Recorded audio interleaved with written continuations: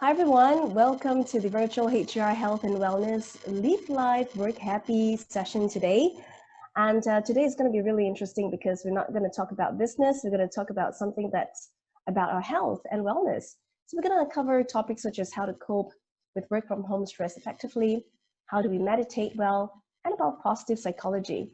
Welcome all of you here today, and it's a pleasure to have two great speakers who will be joining us later. Sujata as well as Subba. All right, so you must be wondering what's today's agenda. So we'll introduce a little bit about us, what we do, and then the speakers will introduce themselves, and there will be an opportunity where all of you will get to ask questions. All right, so do prepare your list of questions. Feel free to type into the chat later, or you could even ask your questions through the video and your mic as well. Okay.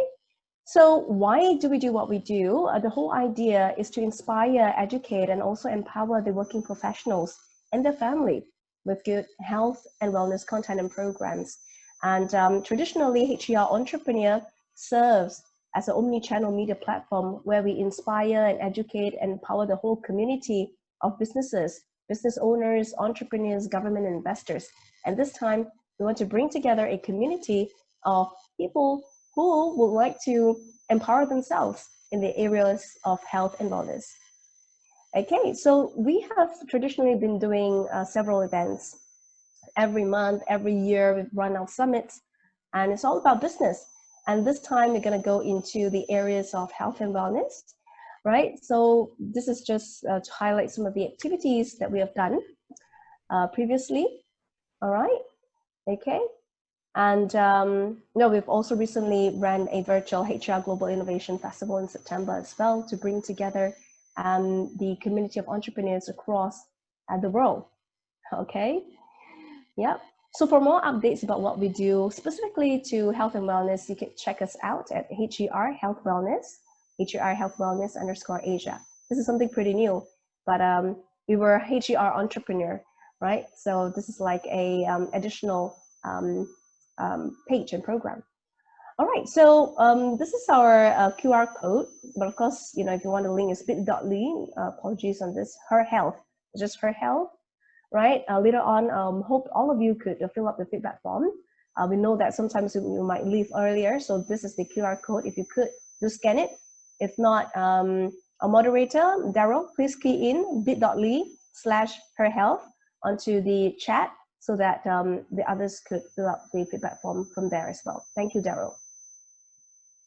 Okay, so now let's kickstart the session where I'm going to introduce our speakers, Sujata. Now, Sujata, do come on screen. I'll stop my share. And can we have, hi. Hi. Sujata. Hello, everybody. Hi, everyone. I'm going to introduce Sujata, right? Sujata is here. And Sujata Tiwari is an entrepreneur, life mentor, writer, consultant, and journalist. All right. And she's an author, and she does a lot of consultancy work in investigation, detection, surveillance, brand protection, anti-counterfeiting. And her journey serves as an inspiration to those who seek light from the depths of darkness. She lost her father at an age of 9 years old, and 15 years after serving as a housewife, she has, enjoyed her career in a very diverse manner, and has currently established 2 companies in Singapore. And she's the embodiment of a fighter with a never say die attitude. She brings to the table a combination of business expertise, compassion, empathy, and she has built on a track record in advising corporate offices, government bodies, regulatory agencies, NGOs, and direct communities as well. Sujata has developed a truly unique perspective to self-improvement in solving problems of both a business and personal nature.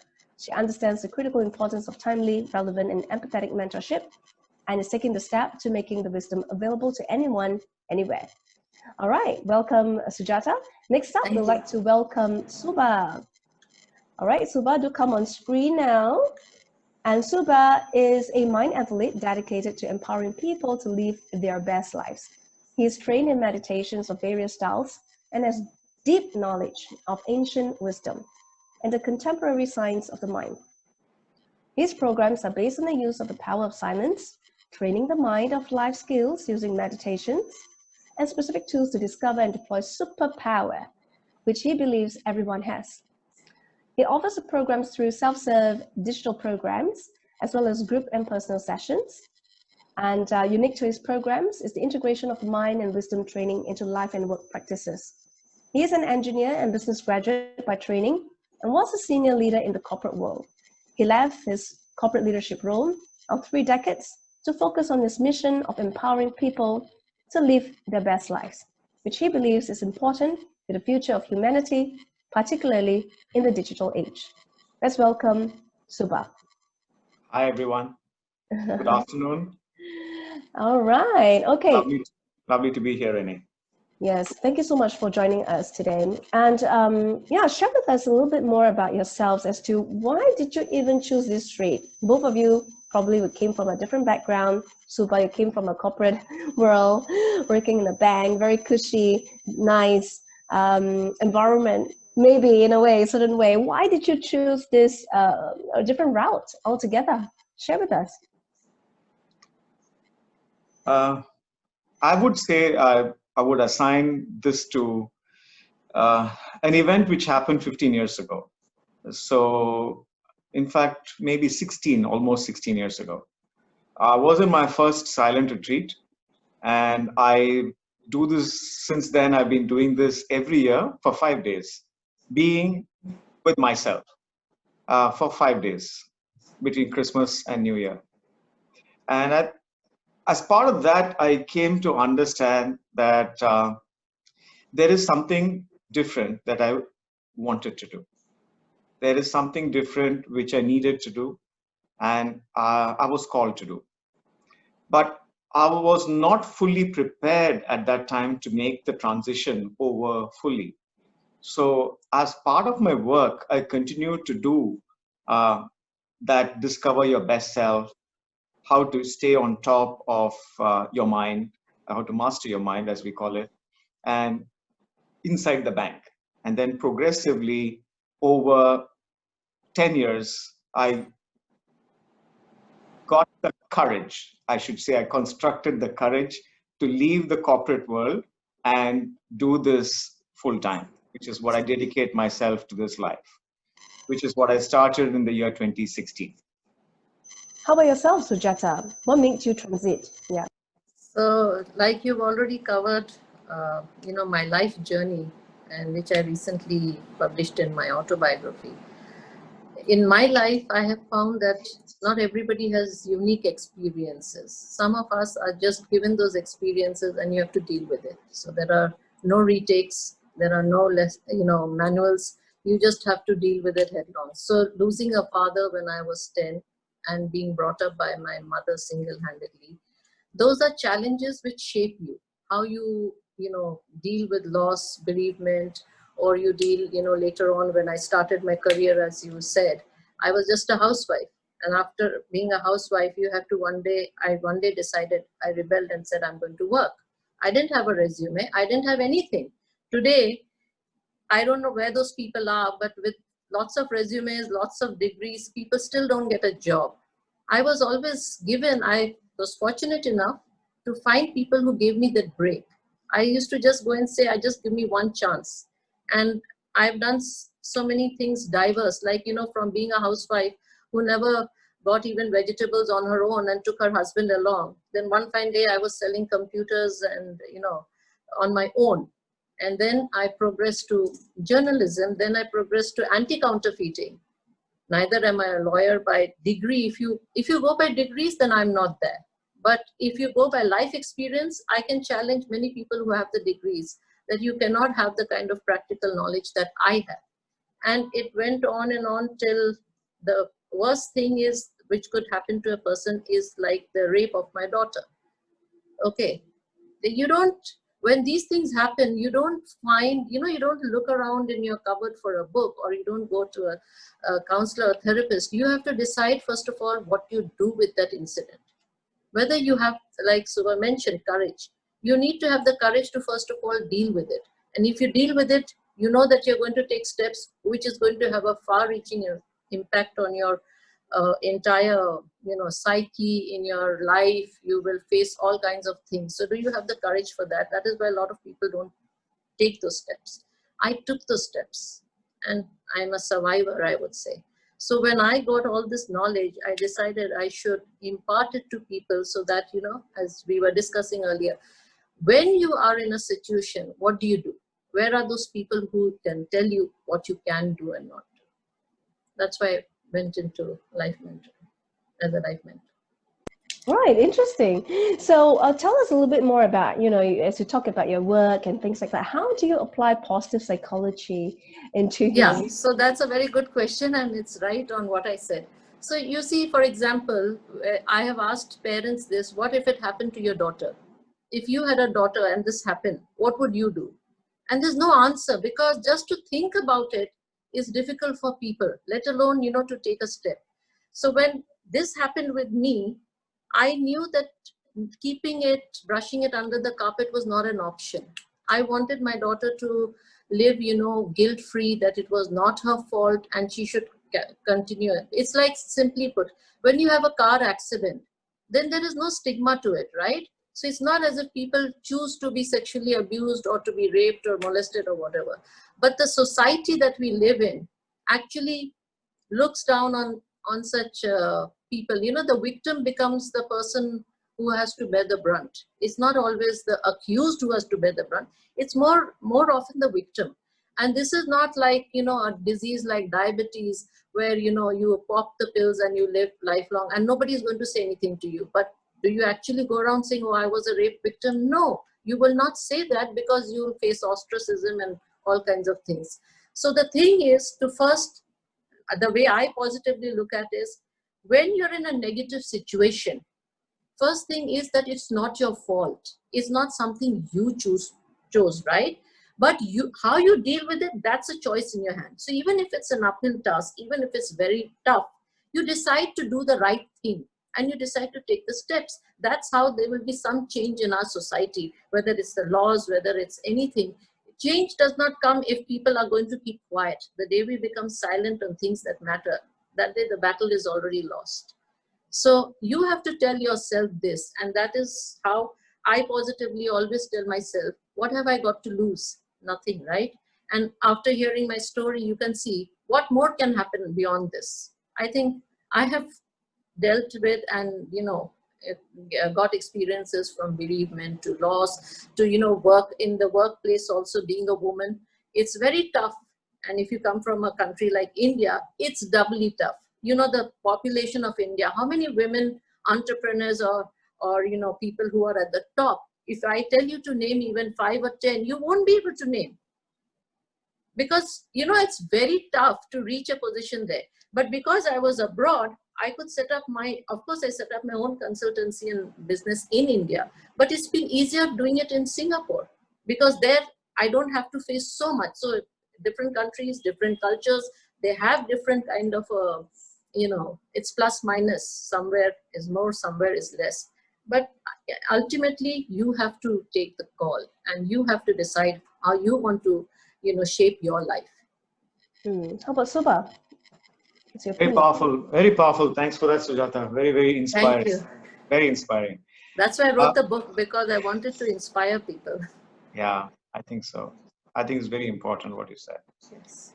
So, Rennie, to answer your question, before I go forward, I wanted to just reflect on one of the things that you said, and want to clarify why I believe uh, future of humanity depends on why each of us should be able to discover our best self and be able to live a life true to that. So today, when we look at the challenges of the world, uh, there are personal challenges, but as you see during times of COVID, we all talk about wealth concentration and how much worse it has gotten during just in 9 months. And everyone is thinking, okay, let me join the race by getting on the wealthier side. That's the framework that we have, because we're somehow trying to survive. We have 70 million people in these times who are stateless and homeless. This is unprecedented. Even in World War II, we never had this many number. And we are not at war. So at least on paper. And 1 in 3 humans have a chronic condition. 1 in 10 humans are mentally having challenges facing with this time. It's grown up even more. So, and this is in a time where we say we have record wealth, and this is in a time where we have all the conveniences and the technologies. So it's doing more of the same is not going to take us, to me, it's only going to take us into the path of destruction if it's not already on. So, and we think that fixing frameworks, whether it's economical frameworks, fixing political frameworks, fixing technology could be the way in which we can address these issues. To me, the issue is the person, the human at the center of the system, at the center of the framework. If the human is insecure, if the human is unstable, if the human is going to feel threatened, no system will work. It will work for a while, and it will become like what social media has become today. So you all start something with a positive purpose, and then it gets abused because the person in the middle of it is the one who needs to be fixed. So for me, the individuals finding their stable self, their authentic self, their courage, like what Sujata said, the same, unless you are able to find that, we don't have a future as a species. The planet has a future, but we don't have one. So this is, to me, it's, if you want to leave a legacy for our children or our grandchildren and a future generation, this is it. Just be your best self. And all of us, if we can be true to that, we can all make, like what Sujata has done, make a positive impact on someone other than yourself, even if it's one person, even if it's just 2 people. If you can create that impact on 1 or 2 people, they in turn will create an impact. So in the time of COVID, we understand this R naught. And if we can make an R naught of even 2 or 3, we know how fast the infection can spread. And as much as the infection spreads, so can the impact spread. So to me, this whole thing of centering myself, finding myself, strengthening myself, stabilizing myself, that's what I should do. And I should, like both of you have said, be able to empower and inspire people to also do it, so that's how we can all live together in a sustainable manner. Yeah, we live in an environment which is highly stressful. I think we all experience it in our corporate experience, especially you, Subba, in a different environment. I mean, in the bank, definitely it's going to be very fast-paced, stressful. Yeah. And how do we, maintain that awareness where we need to be calm amidst a stressful environment, yet at the same time be productive? How does that work? So how are you going to think differently? How will you program your mind? Yeah. So if we take a look at some of the top athletes, you take a look at athletes who you love to see performing. If you take a Roger Federer was an angry young man when he started. And he himself says his longevity as an athlete and being at the top, being able to perform to his potential, was his ability to manage stress and be able to manage his emotions. So if you see many such athletes, if you take Simone Biles, 30 medals across the Olympics and World Championship, she's only 23 years old. And she calls about something called as a mental workout. And she says, I have a specific series of steps of how I work out my mind before the event, right? So therefore, as leaders, I only tell people, if you're bringing your anger into the meeting, you're weak. As a leader, you're weak. If you're bringing your frustration into the meeting, then as a leader, you're weak. So if you look at leaders that we enjoy, take our own LKY, Singapore. He spoke in his later days about how meditation has helped him be able to make a good positive contribution to important discussions. When there are very important decisions to be made, he says, I take time to meditate. And in fact, when he was asked, he said, whether world leaders should meditate before big conferences, he said, absolutely yes. So it would make the quality of the decisions that they collectively make far better. So to me, every leader has to be inspired personally, which means that they can keep growing without burning out, and that their organizations can also sustainably grow. And that is the motivation you give to a leader in order to be able to get on this journey. Personally, for me, that moment of epiphany came during the global financial crisis. And I was personally destroyed and professionally in very deep trouble in 2008. Luckily, I had started my practice about 4 or 5 years ago. So I was better prepared. I still was not prepared for all that came about. But in that time, I must say that there was one act that came, which I did, which shifted my mind completely. I was in Jakarta at that time. And on a moment, I decided that every morning I would serve breakfast to people who clean the streets. So I would step out at 6 o'clock in the morning, buy breakfast, and serve it to people who were cleaning the streets. That is what shifted my mind as a banker, because you live in an ivory tower and you want to get from, as they say, Wall Street to Main Street. So if you get to Main Street, you are able to shift your mind. You're able to see what the real world is. You're able to connect with humans. And for me, the positive psychology, which I say, I was mentioning this to someone this morning, simple act. Look people in the eye, acknowledge them and the work, and say thank you to them.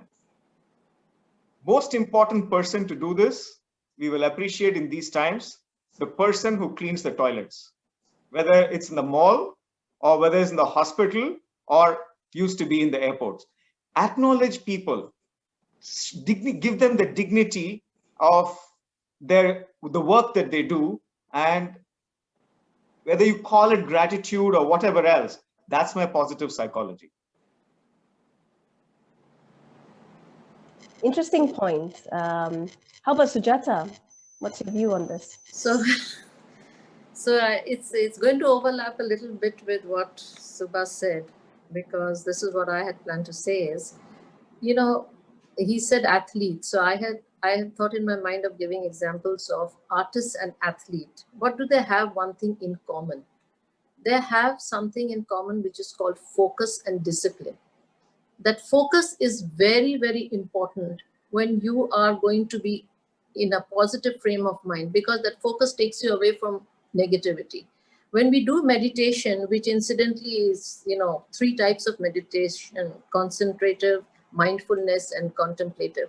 So when you start practicing meditation, which by the way, it doesn't have religious connotations, anybody can do it, from school children to adults of all age, they can do. And no, you don't have to sit cross-legged and close your eyes only. You can sit in a chair and do it. You can even walk and do it. So it's an acquired kind of disciplined practice. You can start by 10 minutes.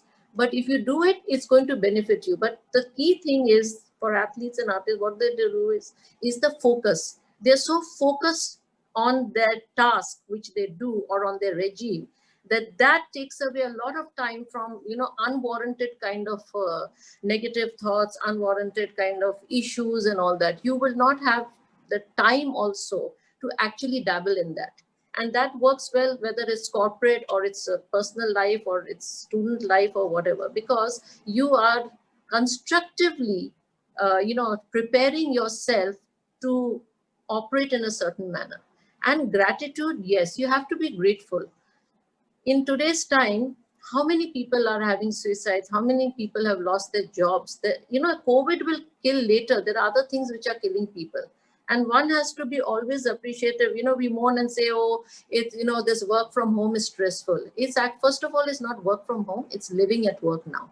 Work from home has existed even before COVID times. This is now living at work, and it goes to another level where it's work from anywhere. So when it is that, you need to have a kind of discipline. What has changed actually? Okay, you don't go to office, right?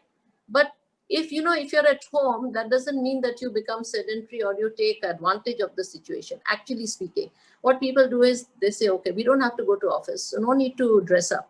No, and you can be in your pajamas and probably do your work. But that is not right, because your mindset will be in that mode. You might say, okay, let me go take a nap, or let me go to the kitchen and do something, keep the thing on. No, if you make your regular, daily schedule, if you maintain that, then you will not have so much problems. Okay, you went to office, so you're not going and sitting in your office cabin, and not everybody has a cabin. Some have cubicles, right?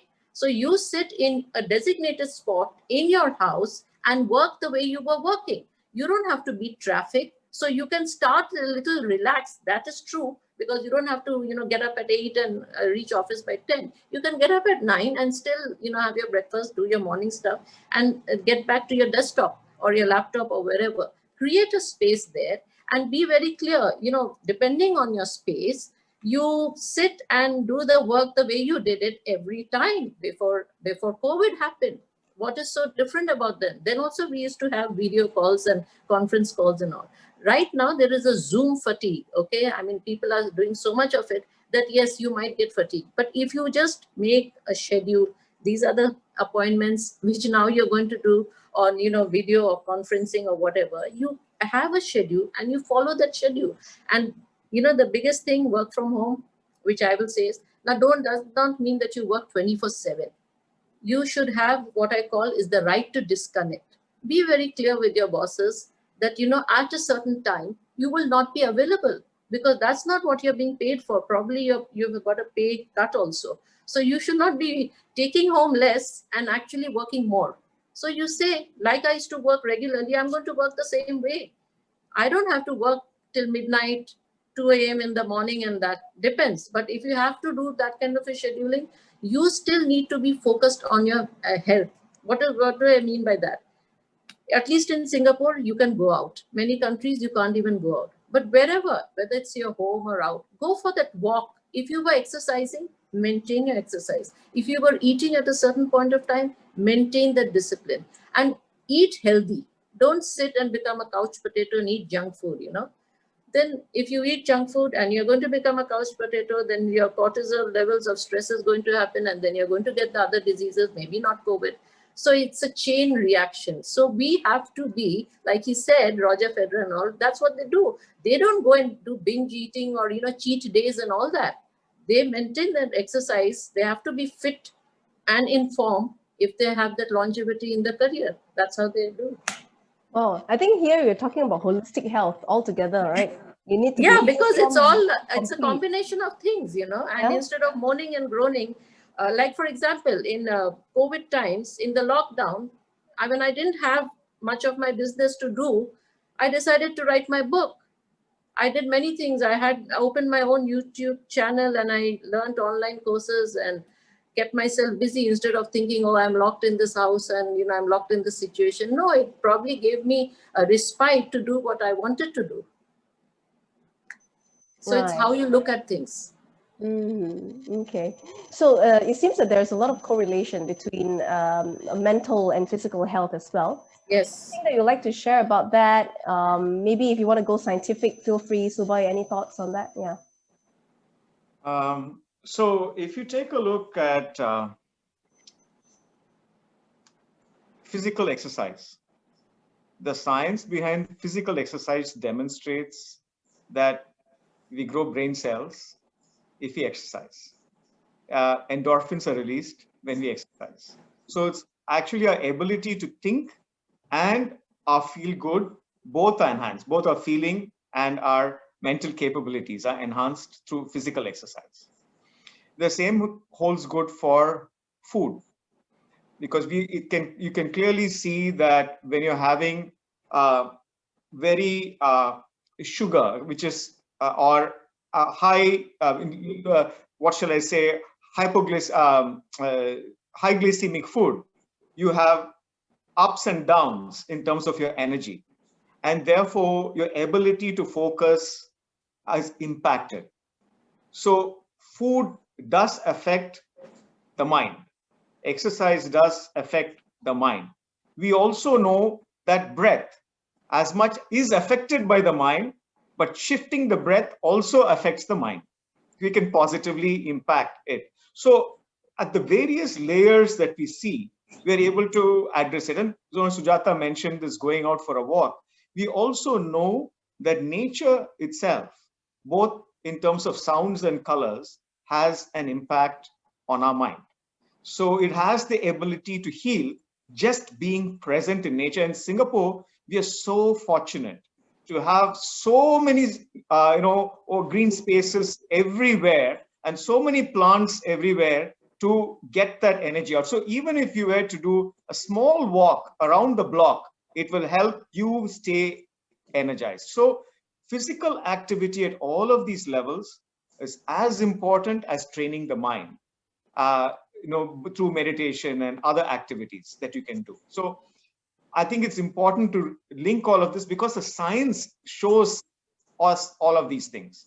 And when you go look at meditation, one of the most important things that I say is people say, I don't have time to meditate. Okay, this is a standard excuse. I have no time to exercise. I have no time to meditate. But if you see, your efficiency dramatically improves. And I say the 10 minutes you invest in meditation will give you back 40 minutes the same day, not in future. You get returns on investment within the same day, whether it's exercise or meditation. You are more productive. So, and there's also the other thing about science. We talk of telomeres. Telomeres are like shoelaces at the edge of chromosomes and actually increases the longevity of your, not just physical, but your thinking ability, which means you're less probable to be affected by dementia or Alzheimer's.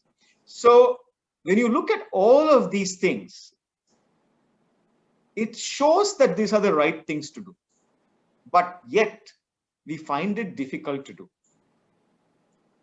because we are addicted to certain habits of ours, whether it's food or a sedentary life or all of those things. So the idea is to find, I had this beautiful poster when I ran my first marathon that I saw. It says, you may find, it was a poster which had 100 reasons not to run the marathon. And at the bottom it says, but you need to find only one reason to do it. So that's why people run for charity, walk for charity, because you need to have one why to be able to do it, and one inspiration to be able to make that change in your life. One inspiration to take that walk, one inspiration to take a moment for yourself, one inspiration to spend some time with nature. It's just that one reason. And you mentioned about food as well. How do we know what's proper food that will give us better positive energy versus food that doesn't give us positive energy but lots of energy, like sugar and all that? I mean, yeah, food as well we need to take note of. Then what do you advise? Yeah.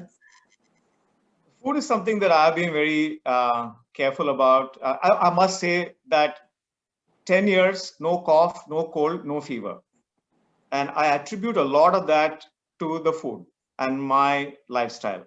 So food to me, the way I do it is I give a very simple way. Listen to your body. There are 3 imbalances in the body. And if the body is telling you that there's some imbalance is coming, moderate that food or stop that food. What are the 3 imbalances? Bloating. Number 1, if you feel bloated after a certain meal or certain drink, stop it.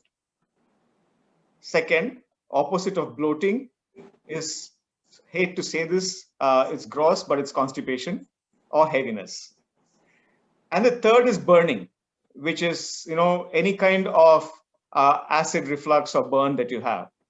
If any of these three you experience, then something is wrong. And you have to become more aware of the relationship between the food and your body. The second thing I ask is very simple formula. When you put food on the table, ask yourself, why am I eating this? There are only three reasons we consume food. One is for pleasure. Second is for energy. The third is for nutrition. So when food is on the table, you have to ask yourself, why am I eating or drinking this? If you just do these two things, that's the simple formula for a healthy way of eating and drinking. Okay. So listen to your body. So everybody would have different types of food that they take, but there's no, one-off sort of. Yeah, the same food will interact with you differently with Sujata or with me or with Michael. It could be, or Daryl. It could have different responses on us. Yeah. I see. Okay. Sujata, any points you want to share? No, I think he said it very well. So I have nothing much to add. But yes, I will just reiterate it. It affects different people differently. But as I mentioned, that you eat cleanly. You eat what is nutritious.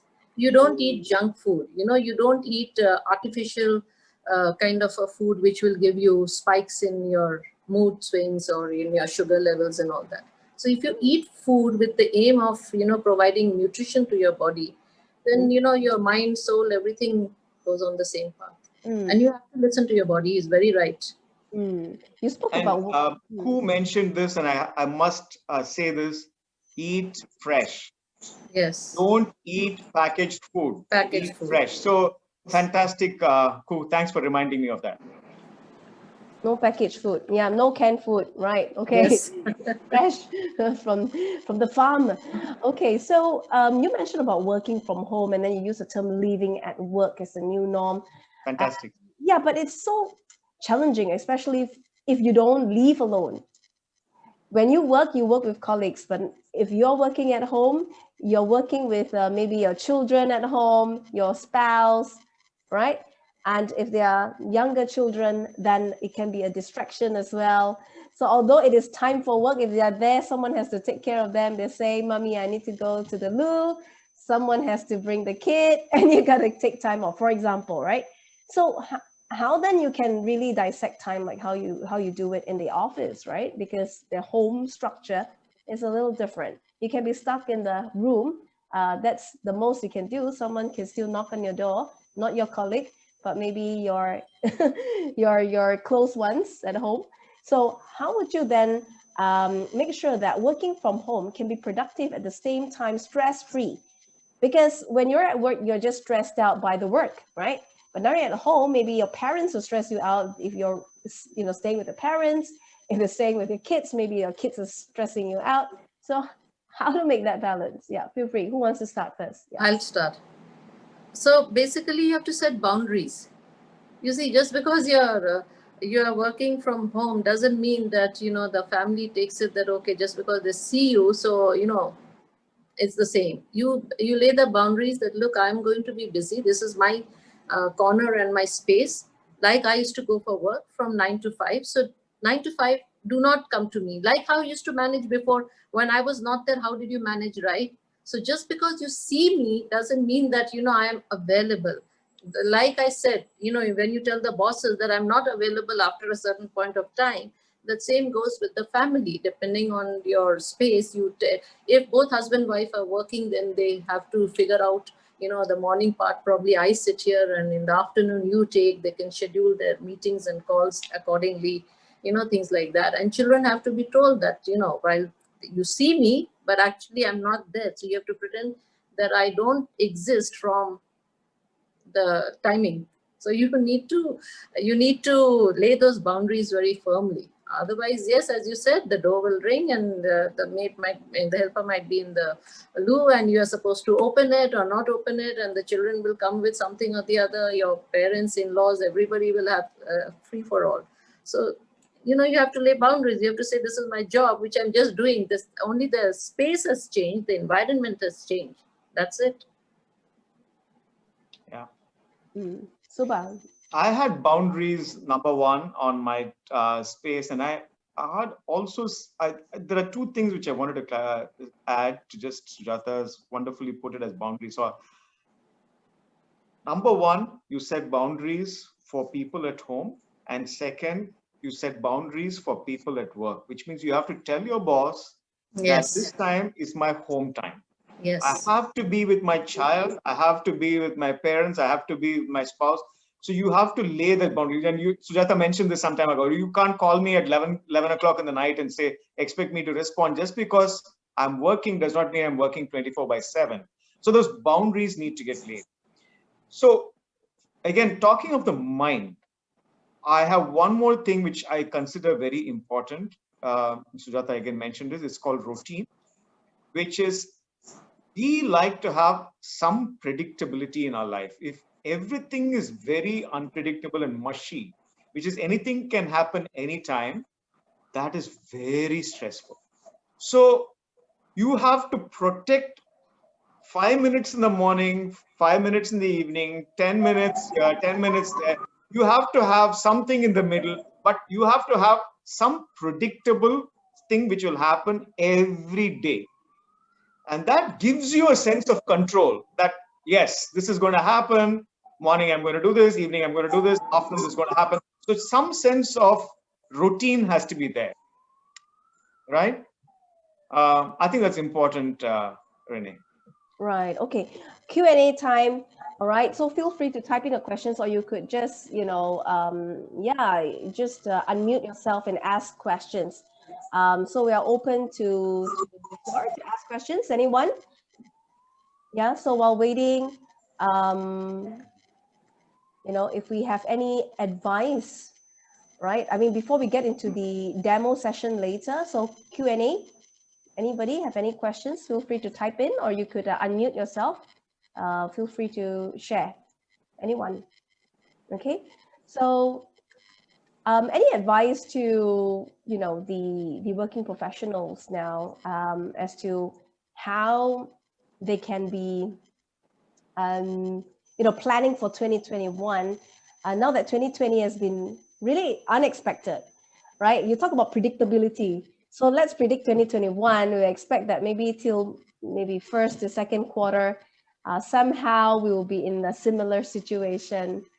How do you think we should plan ahead to lead a more productive, stress-free? I don't know whether it is even possible to be stress-free, to be honest. Not sure. Low stress doesn't mean no stress, right? Give us more insights on that. And to lead a better 2021, right? What's your thoughts on that? Yeah. I think 2020, COVID happened to us.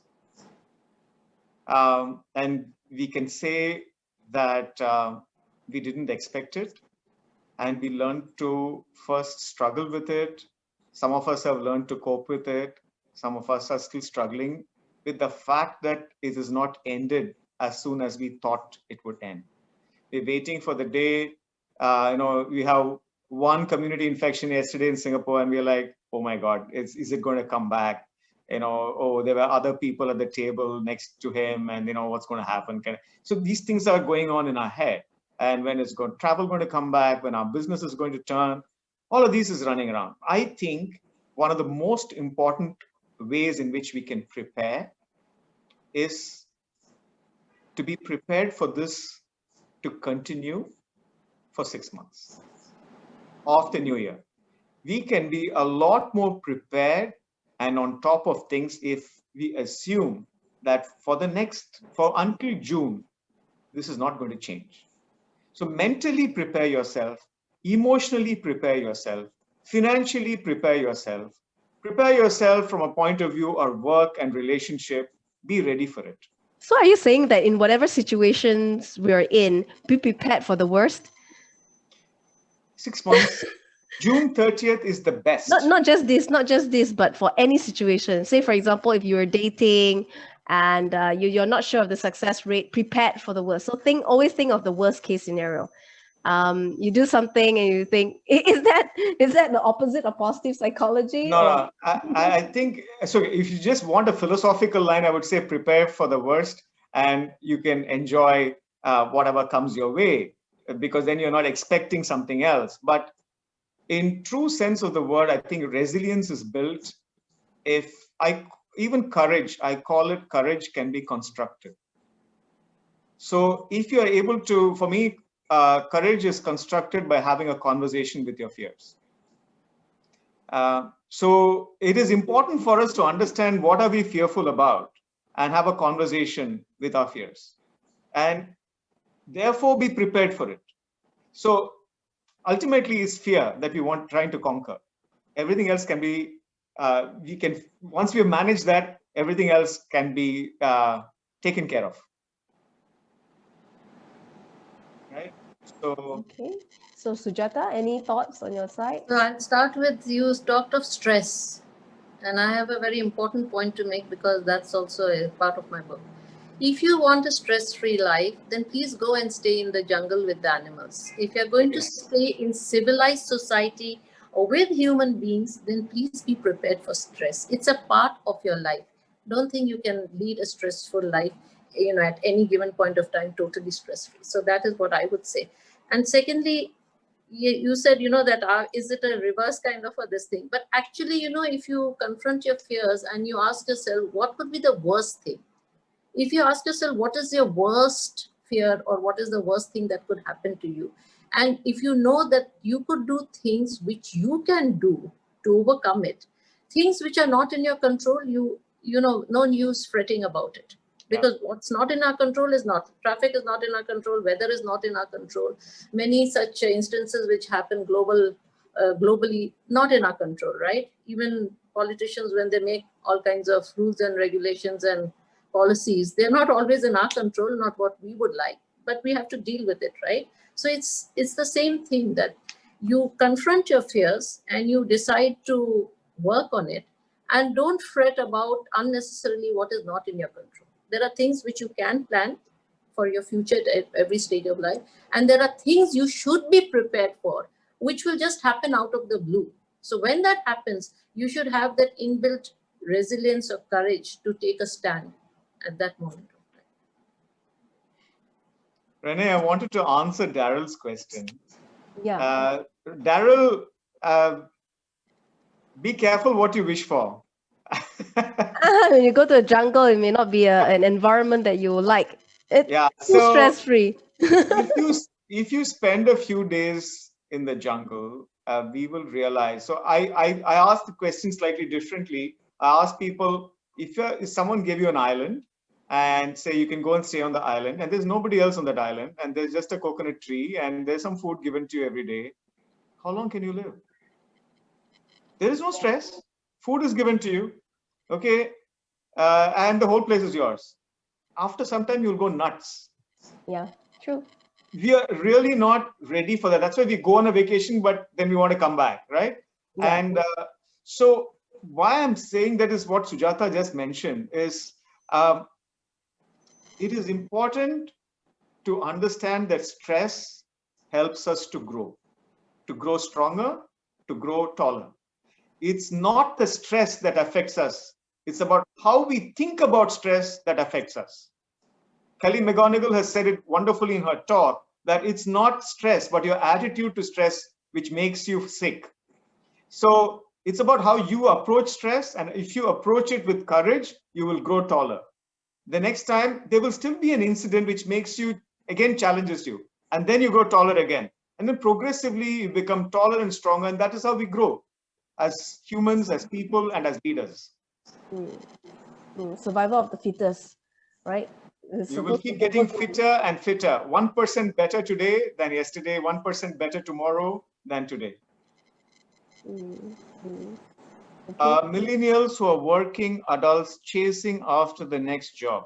Okay, so I think it's a good question, Daryl. And to me, ask yourself the question, you will get many jobs, but why are you taking that job?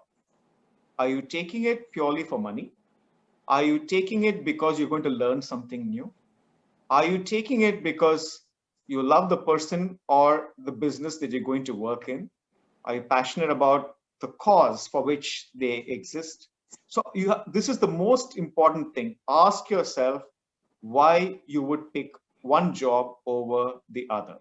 Or ask yourself what job, if you had a clean slate, that you would like to do, or what one or two or three things that you would want to do. Yeah. So now we see a gap, right, between the millennials looking for jobs, and then you see in the news that, okay, there are people being retrenched, people with no jobs, university grads couldn't find jobs, but at the same time, there are openings.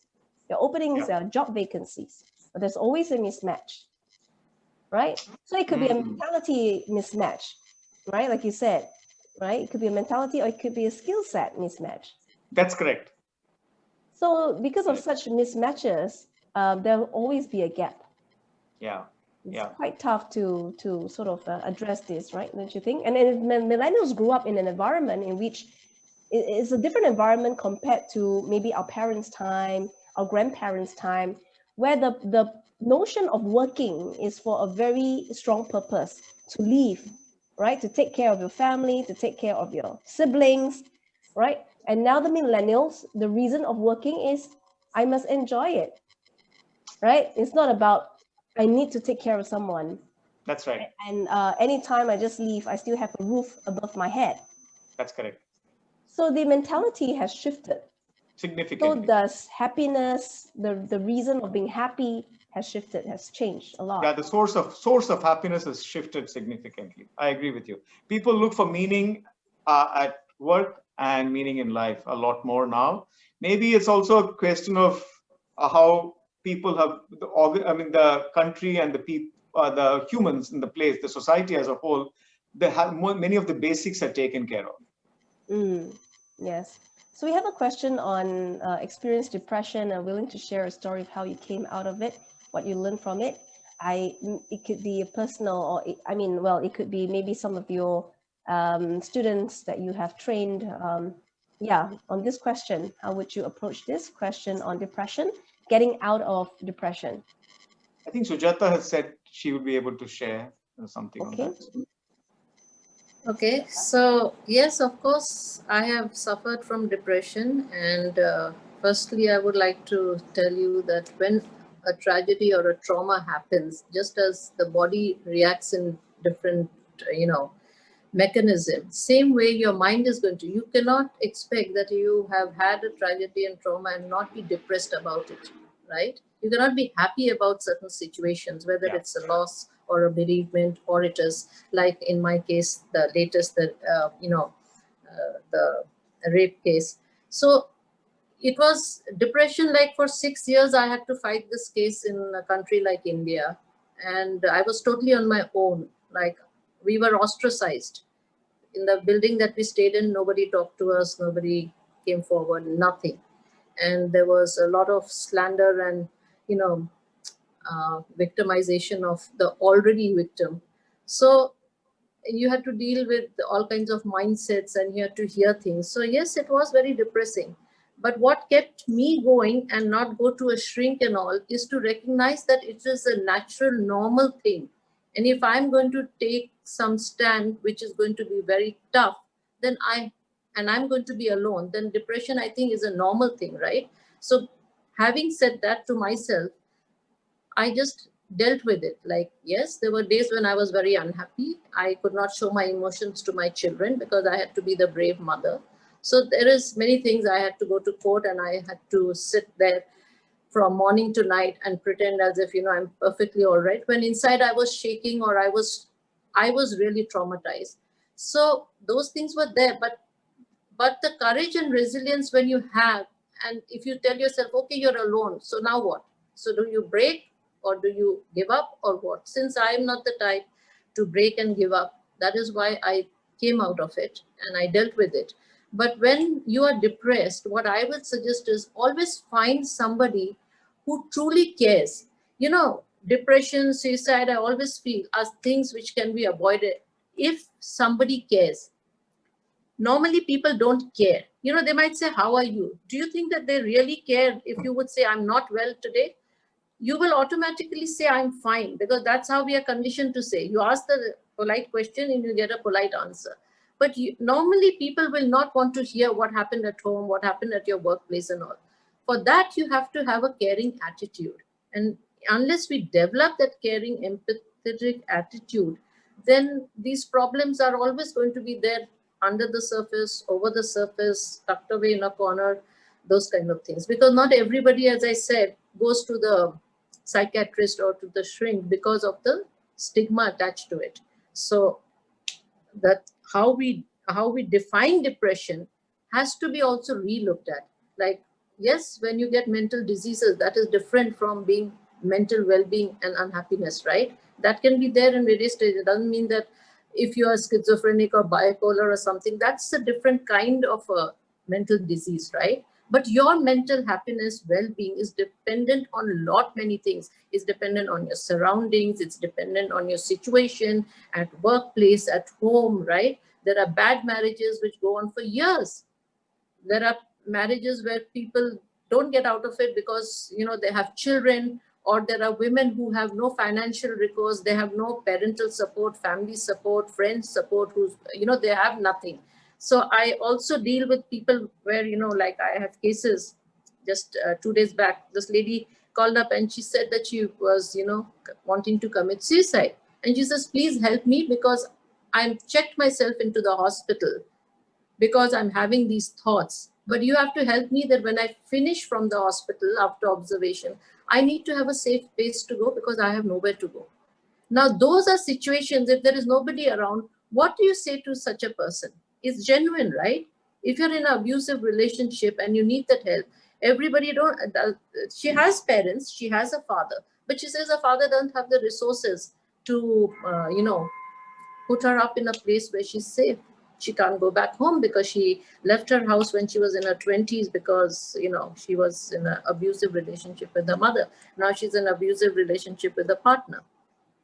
So, you know, there has to be in our society, I think we don't teach children. We tell them to become doctors, engineers, this, that, and all. But we don't teach them kindness. We don't teach them, you know, caring.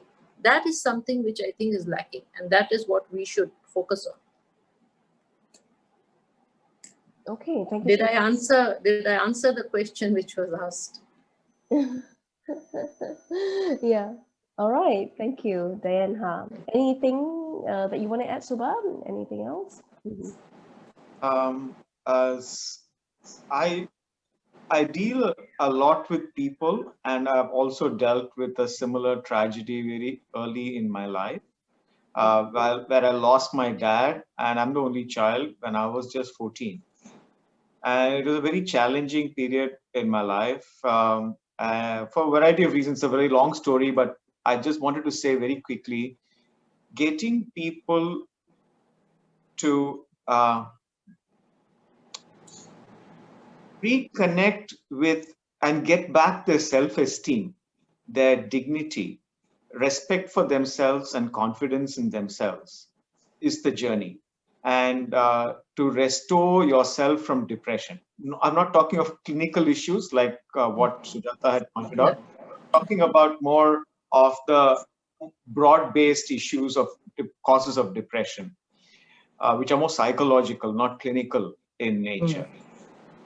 So for that, I think this is very important. And the safe space, which Sujata mentioned, is very important. You need a safe space. You need someone who's non-judgmental, someone who you can go and speak and open your heart to. This is why I call this, in a gamified way, we call it phone a friend, right? So you should have that ability to phone someone, that someone will pick up the call and be there for you. Just be present for you. That's it. So they don't have to offer any solutions to you, but need to be present for you. And I deal with my own daughter who lives in the US, and she herself is doing a master's in social work, but she goes through phases where she needs someone to be present for her. And it's important to realize that professional help of this sort or personal help where we can be present there's nothing wrong in it. You know, we are present for people who have who have fever, who have other kinds of ailments. So when people are dealing with issues in their mind, we also are present for them or give them access to professional help. It's important. All right, so let's move on to the next segment, which is the demo session. All right, I know Subba, you have a demo session to show us what can we do at our current work desk that you know, we'd like to learn from you. Okay. Okay, I will share with you something very quick. I know we are running out of time, but something very quick, which I use normally to energize myself and to center myself before any meeting. So we'll just do that in the moment. Is that okay? Okay. Yeah, sure. Okay. So Everybody get to try, okay? Everybody, you can come on screen if you like. No worries. So you place your thumbs on the inside of your palm, and this is a position that we use to send our energy, our chi, to the top, which is everything about to our head. So we do this, hold your elbows close to your body, and then we use the power of the breath to energize our brain. Okay, so how we do this: inhale, and then we exhale. Okay, we begin by doing it a bit fast. After that, we'll spend just a few breaths centering ourselves, bringing our focus. Let's begin.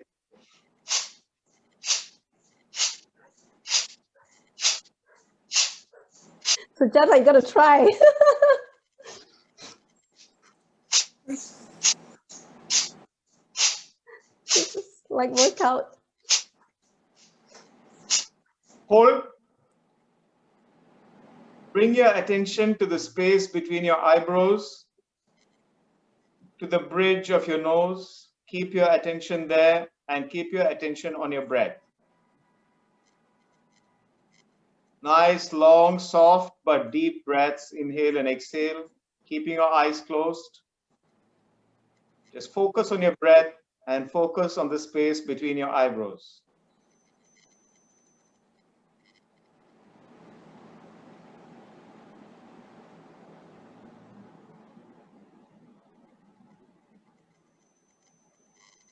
Gentle smile on your face.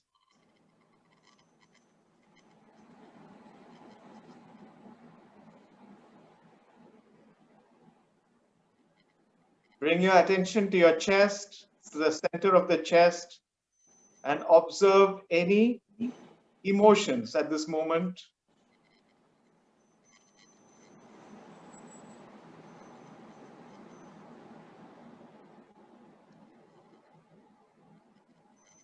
Feel centered, feel stable, feel focused. Release your palms. Take one long deep breath, breathing in through your spine, all the way from the base of the spine to the top of the head. Hold the breath there. Release and open your eyes.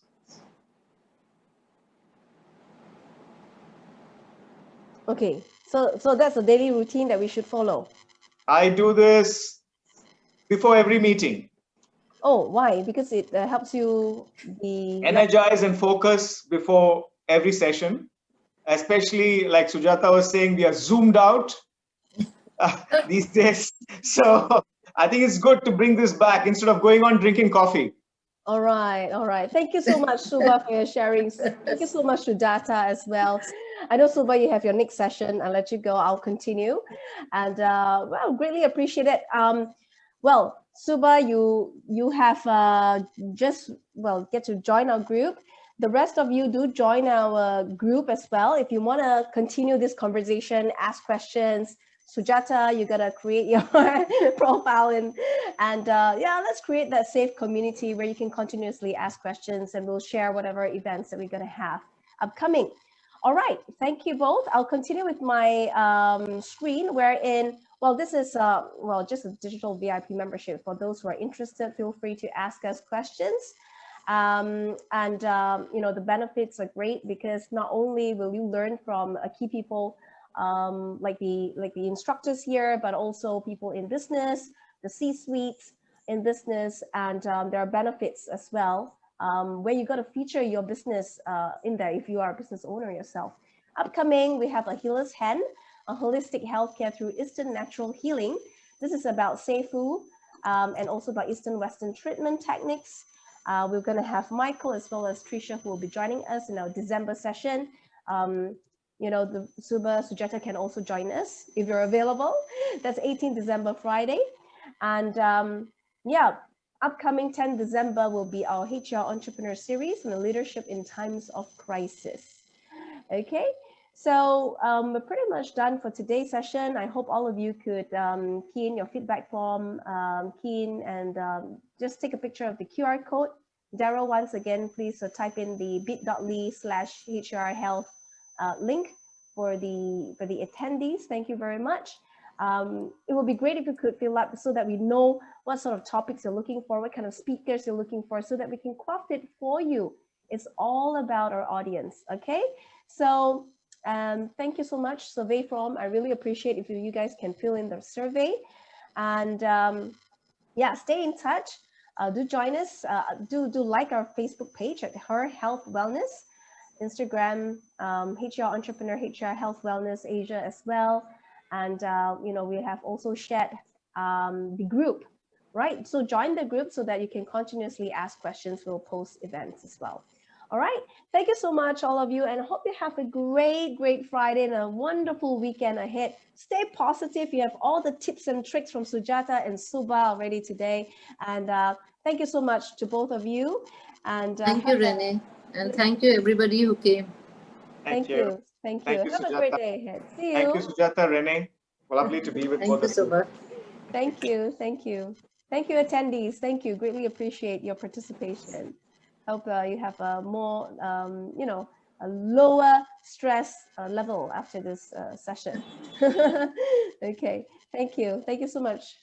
Yeah. Bye-bye. Bye-bye.